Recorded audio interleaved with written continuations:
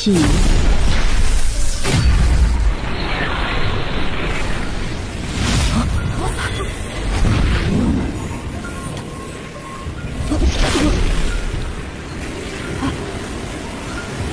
主神，您这是送我去见阿爸阿妈吗？不是，我将你的精神体送入虚神界修炼。虚神界，那是上古神明联手，共用精神丝感构建的一方奇异之地。古国境内强者为了通过感知，以精神体进入虚神界修炼。这速度，连温通道都被影响了。这么说我也看得懂。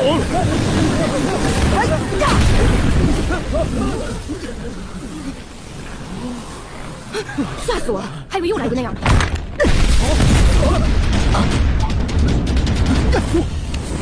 出来！这怎么这么两啊？这是我的，想要保护。得罪了。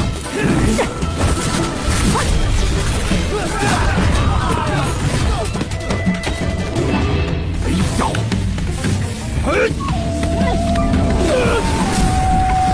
小孩子，你们只会躲吗？一群废物！哎，怎么停了？我还没玩够呢。玩？那我就陪你好好玩。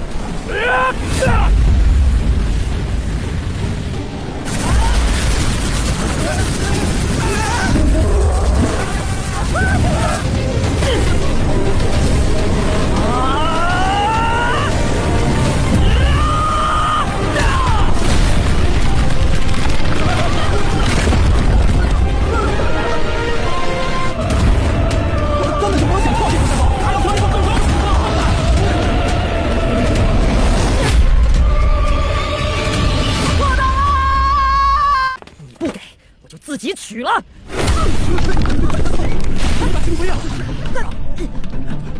击碎初始地纪录碑，严重警告，将最爱吃兽女驱逐出虚神界2年。等等，该认出不能攻击任务碑啊！ Halo guys, terima kasih karena sudah mampir di channel ini. Sebelum kamu menonton, jangan lupa like, komen, share dan subscribe ya teman-teman agar Mimin lebih semangat membuat konten. Tanpa banyak bacot lagi, kita langsung ke alur ceritanya. Selamat menonton. Si Hao sangat marah karena tidak mampu berbuat apa-apa saat diusir dari alam Dewa Void. Semua orang tertawa melihat si Hao. Si Hao berkata, aku akan kembali. Paman Koin berkata, kami akan menunggumu, dengan tersenyum sambil melambai tangannya, pergi lebih awal dan kembali lebih awal. Jangan serakah lain kali. Paman Hammer tertawa dan memperingatkannya saat dia dengan hati-hati melambaikan palu yang rusak. Pasti sakit benar hati si Hao, udah diusir malah disindir hahaha. Ai, sungguh anak yang menyedihkan untuk benar-benar diusir oleh Void God Realm. Ini harus menjadi catatan juga bukan? Sepertinya itu belum pernah terjadi sebelumnya. Kakek burung menghela nafas. Anak ini benar-benar membuat semua orang terdiam karena dia benar-benar sedikit keterlaluan. Dia berani melakukan apa saja demi mendapatkan tulang yang berharga. Tidak lama kemudian si Hao kembali ke tubuhnya. Si Hao memanggil Dewa Willow dengan nada yang agak kuat. Dewa Willow pun terbangun dan sedikit terkejut dan bertanya, kenapa kamu kembali? Si Hao pun menjawab, aku telah diusir dari alam Dewa Void. Dewa Wilpu bertanya kembali, siapa yang mengejarmu? Mungkinkah Anda bertemu lawan yang tak bisa Anda kalahkan atau dikalahkan? Dengan nada yang lembut, Si Hao menjawab, aku dikejar oleh Dewa Void. Tanpa basa-basi lagi, tanpa ada soal siasat seperti penyiasat dan penjenayah, Si Hao langsung menceritakan dengan detail kepada Dewa Willow. Mendengar penjelasan dari Si Hao, Dewa Willow tak bisa berkata apa-apa. Si Hao bertanya kembali, Dewa Willow, bisakah kamu mengatakan sesuatu? Bisakah saya kembali dan bergabung dengan mereka? Dengan ekspresi penuh harapan, Dewa Willow menjawab, kamu tidak bisa. Si Hao menjawab dengan pertanyaan, kenapa? Dewa Willow menghela nafas dan berkata, kamu benar-benar, bisakah kamu keluar barisan lagi? Jika itu aku pasti tidak membuangmu. Si Hao pun berkata, aku tahu dewa adalah yang terbaik.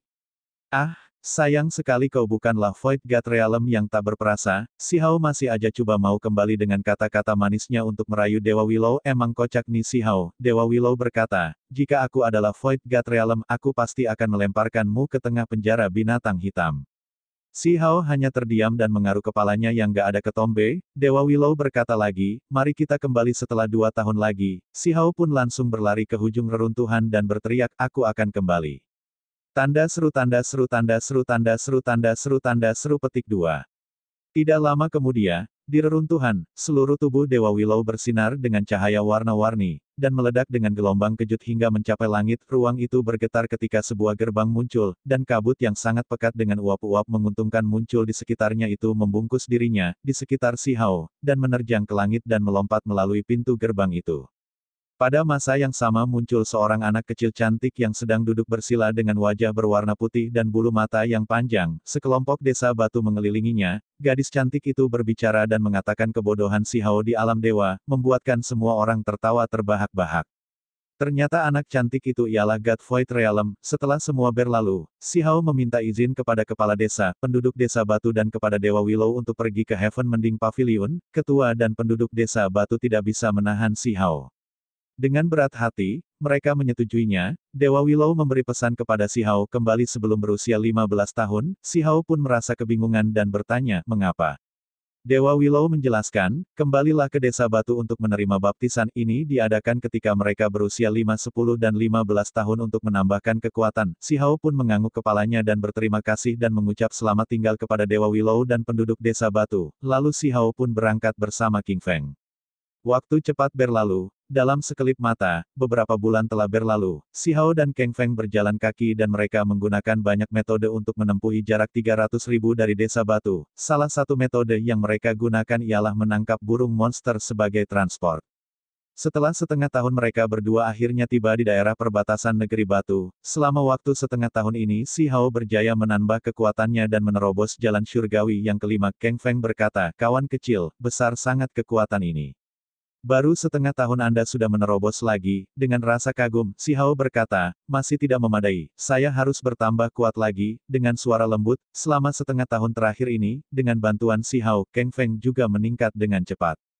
Dia sudah memasuki dunia transformasi darah dan hampir mencapai tahap pertengahan juga. Si Hao dan King Feng akhirnya tiba di negara batu. Mereka tidak pergi ke rute yang sama seperti terakhir kalinya. Dan memasuki kota yang berbeda. Dengan tiba-tiba, Si Hao merasakan alam Dewa Void, tapi sayang, Si Hao tidak bisa memasukinya. Si Hao segera menyuruh King Feng untuk memasuki alam Dewa Void dan mencari Paman Hammer, kakek burung walit, Paman Koin duit rupiah untuk bertanya cara menuju ke Heaven Mending Pavilion. Dengan segera King Feng memasuki alam Dewa Void dan mencari nama orang yang disebut Si Hao. Setengah hari kemudian, King Feng akhirnya kembali ke tubuhnya, dan perlahan membuka mata. Bagaimana? Si Hao bertanya dengan penuh harapan. King Feng berkata, Si Hao, saya tidak tahu kalau kau sangat terkenal di sana. King Feng tampak sangat bersemangat. Apa yang terjadi? Tanya Si Hao. King Feng berkata lagi, kamu membuat banyak hal. Anda sudah menjadi legendaris di sana. Paman Hammer membocorkan informasi hingga banyak orang ingin mengikuti Anda ke Heaven Mending Pavilion atau Zuli Academy. Keributan besar terjadi di alam Dewa Void. Itu semua karena bocah nakal legendaris itu muncul lagi, dan dia muncul dalam kenyataan kali ini. Alur cerita Perfect World episode 12 selesai. Kita jumpa di next video.